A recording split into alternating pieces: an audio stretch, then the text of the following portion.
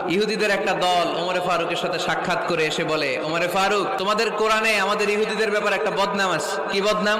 এই আয়াতে তোমাদের আল্লাহ বলেছে ফাআবাউ আইয়ুদাইফুহুমা, মানে দুইজন পয়গম্বর এসেছিল আমাদের কাছে, কিন্তু আমরা এগরে খাওয়াই নাই, এরা ক্ষুধার্ত ছিল। কিয়ামত পর্যন্ত তোমরা এই আয়াত তেলাওয়াত করবার, মানুষ আমাদেরকে গালি দিবে।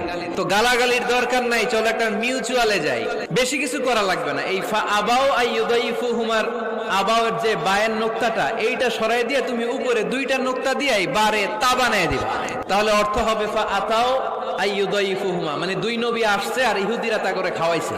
ওমরে ফারুক বলে, কি লাগবে? কয় এক নোক্তা চেঞ্জ করা লাগবে। কয় একটু দাঁড়া। এরা তো মহা খুশি, আজকে আমাদের মিশন কমপ্লিট। ওমরে ফারুক ঘরের ভিতরে ঢুইকা একটা তলোয়ার নিয়ে আসছে। কয় কার কার লাগবে, এদিকে আয়। সব দিছে দৌড়। সুবহানাল্লাহ কইবেন না? আরে ওমরে ফারুক তো এমন সাহাবী ছিলেন যাকে দেখে মুনাফিকরা থরথর করে কাঁপতো।